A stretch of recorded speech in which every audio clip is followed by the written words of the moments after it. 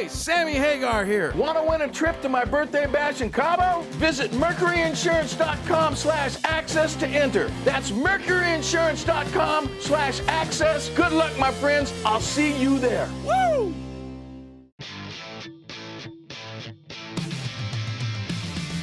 Guitar is the first instrument I learned to play. I wanted to be a drummer, like every musician. The first thing you want to do is drums, to beat on them. And they're expensive, they're big. My mom told the story one time. She says, well, they were expensive and they were really loud and had nowhere to put them in the house, so she was willing to support me to play guitar.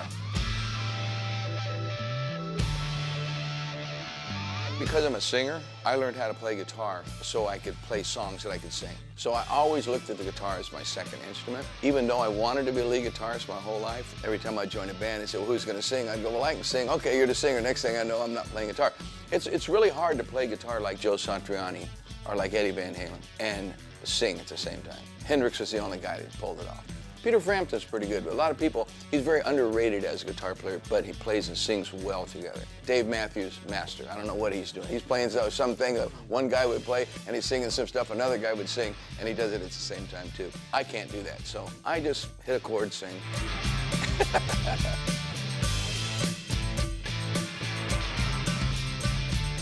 I'm not a collector, but I somehow ended up with a couple hundred guitars, I think, you know. I just don't sell things, and I give things away.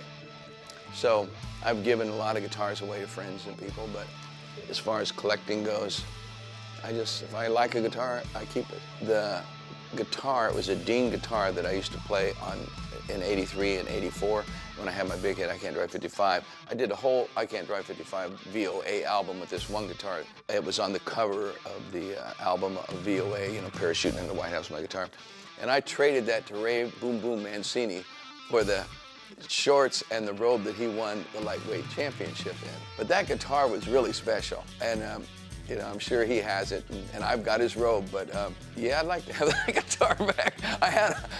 Dean went out of business after that. When he got back, and he started making guitars again recently, and he made me one, a replica. But I mean, it's as good as the original, I guess, but the original had a sound. You listen to the guitars on VOA album. It's the only guitar I use in the whole album.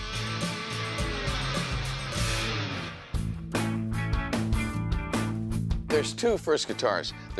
My mother bought me a Sears and Roebuck when I was 14 guitar that was in a case, a silver tone guitar. In a case, opened the case up, had an amplifier about 2 watts. And I learned a little bit on that. But then I went to see Cream with my buddy who had a driver's license. I didn't have a driver's license. My buddy and I went to the Whiskey A Go-Go and saw Cream, Eric Clapton, who I was really getting into. After I saw Cream, I went back to the music store I used to hang out at, where they used to let all these bands, they'd let us come in and rehearse because they knew they'd have our business someday. Whenever we could afford an amp, we bought it from them. Whenever we could afford a guitar, we bought it from them, bought new strings from them, blah, blah, blah.